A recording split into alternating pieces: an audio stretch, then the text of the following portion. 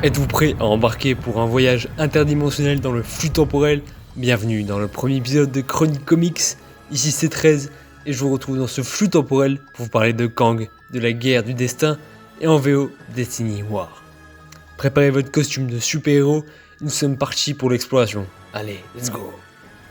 Remettons tout d'abord les choses dans son contexte. Qui est Kang pour commencer? Nathaniel Richards, alias Kang le Conquérant, est né au XXe siècle de la Terre 6311, une réalité où l'humanité n'est jamais entrée dans l'âge des ténèbres. Après des siècles de progrès et de guerre, la paix a été apportée à la Terre par un voyageur du temps de la Terre 616, nommé Nathaniel Richards, un variant de lui-même, expliqué et révélé lors de l'épisode 6 de Loki, par celui qui demeure, qui n'est autre qu'un variant de Kang. Kang est donc un descendant de Nathaniel Richards, le père de Reed Richards des 4 Fantastiques.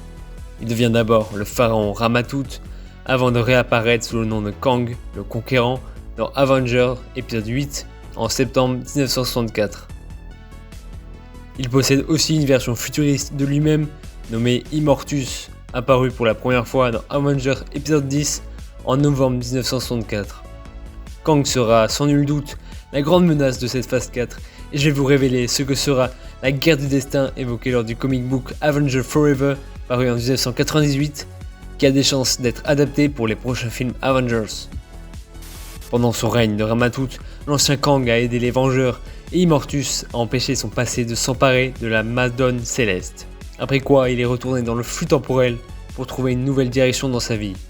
Grâce à des événements survenus à la fin des temps, Rama-Tut a divergé en 2 individus distincts. L'un d'eux, conscient de sa mortalité, décida de se rendre dans les limbes où il finira par devenir Immortus. L'autre regardera dans le flux temporel et vit comment Immortus était essentiellement l'esclave des gardiens du temps et se mit en colère, trouvant un nouveau feu en lui. Rama-Tut dénonça son futur moi et sa vie d'esclave des gardiens du temps. Tut revient au 41e siècle et reprit son rôle de Kang le Conquérant avec un nouveau zèle. En effet, son premier devoir était d'éliminer tous les voyageurs temporels rivaux du terrain de jeu. Il a libéré Alliot de la TVA et le consortium Debrick de la Révélation. Décidant que le seul moyen de vraiment savourer ses conquêtes était de ne plus s'en remettre à une solution de facilité, il détruisit le dispositif qui transmettait son esprit dans un nouveau corps après sa mort physique. Kang commença alors à étudier Immortus et ses maîtres, les gardiens du temps, afin d'apprendre comment éviter ce destin éventuel. Il apprend que les gardiens du temps ont été créés à la fin des temps sur la Terre 794 282 par le dernier agent de la TVA connu sous le nom de Celui qui demeure. Encore une passerelle à l'épisode 6 de Loki. Grâce à ses observations, il apprit que les gardiens du temps avaient tenté de faire en sorte que l'univers se termine avec eux et qu'ils considéraient la Terre comme leur plus grande menace. Au cours de ses enquêtes, il s'est allié à l'intelligence suprême Kree et aux criminels réformés de l'ère moderne, Libra. Ensemble, ils apprirent que les gardiens du temps et Immortus tentaient de modifier le cours du destin humain en tuant Rick Jones, associé de longue date aux Avengers, qui détenait le pouvoir de la force du destin. Rick Jones a bénéficié à plusieurs reprises et de manière temporaire de pouvoirs surhumains. Il est notamment capable, en général sous l'influence d'une autre entité, de manifester le pouvoir appelé Force du destin ou Force destinée, une puissance phénoménale qui est apparemment un don que l'humanité dans son ensemble doit hériter dans un avenir indéterminé. La nature exacte de ce pouvoir demeure inconnue, mais sa puissance semble quasiment infinie par rapport à l'éventail de ses possibilités. Il a notamment utilisé ce pouvoir lors de son tout premier usage matérialisé des êtres issus de ses souvenirs et des êtres artificiels. Il a aussi utilisé la Force destinée pour immobiliser des armées entières telles que les Kree ou les Skrulls. À ce moment de l'ère moderne, Rick Jones semblait mourir sous l'effet des énergies de la force du destin, sachant que l'intelligence suprême Kree avait précédemment contrôlé sa force et l'a amené dans la zone bleue de la lune de la Terre, où l'intelligence était retenue prisonnière par des agents du SHIELD. Après avoir laissé Rick avec l'intelligence suprême pour observation, Immortus a envoyé son agent Tempus pour éliminer le jeune homme. Cependant, Kang arriva juste à temps et commença à repousser des armées de soldats arrachés à diverses périodes de l'histoire par son futur lui-même.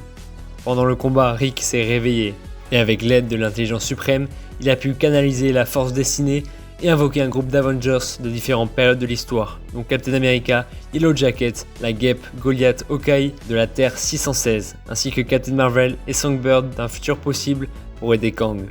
Une fois les problèmes immédiatement résolus, Kang envoya les Vengeurs avec Libra se mettre en sécurité pendant qu'il retournait à Chronopolis pour se préparer à faire face à la guerre contre son futur lui-même. Cependant, lorsque Kang retourna dans son domaine, Immortus lança immédiatement une attaque contre lui. Chronopolis était en train d'être décimée.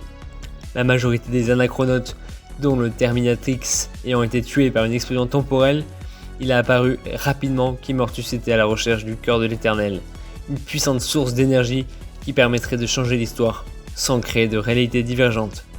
Les Avengers arrivèrent bientôt pour prêter main forte, mais Kang les fit partir dans sa machine à voyager dans le temps en leur ordonnant de rester en dehors du flux temporel afin qu'Immortus ne puisse pas les suivre. Pendant ce temps-là, Immortus obtint l'accès au cœur et l'utilisa pour faire s'effondrer Chronopolis. Toute sa population et toutes ses énergies temporelles dans le puissant cristal pour l'éternité, Immortus entreprit ensuite de créer diverses réalités pour s'assurer que l'humanité ne suive pas le destin qui lui faisait courir le risque d'être détruit par les gardiens du temps. Tandis que les Vengeurs faisaient de leur mieux pour s'opposer à lui, pendant ce temps-là, Kang avait survécu à la destruction de Chronopolis, s'échappant vers une cachette dissimulée dans le royaume connu sous le nom de Purgatoire. Là, il réfléchit à sa vie passée jusqu'à ce moment-là, avant d'être contacté par Rick Jones et l'intelligence suprême, qui l'informe que les Avengers ont été capturés et que les gardiens du temps s'apprêtent à faire leur dernier coup. Il retrouve les Avengers placés sur une fausse piste par les gardiens du temps au 26e siècle de la Terre 9812 où les Avengers sont devenus un empire intergalactique, le futur que les gardiens du temps cherchaient à éviter. Avec l'aide de la Destiny Force de Rick, Kang et les Avengers ont pu briser les champs de force des gardiens du temps, mais Immortus et eux se sont enfuis à la fin du temps sur la Terre 794 282 pour utiliser le cristal de l'éternité dans un chronocanon afin d'effacer toutes les lignes temporelles qui créent un futur comme la Terre 9812. Là-bas, Immortus refusa de remettre le cristal et fut apparemment tué. Kang et les Vengeurs ont attaqué à nouveau.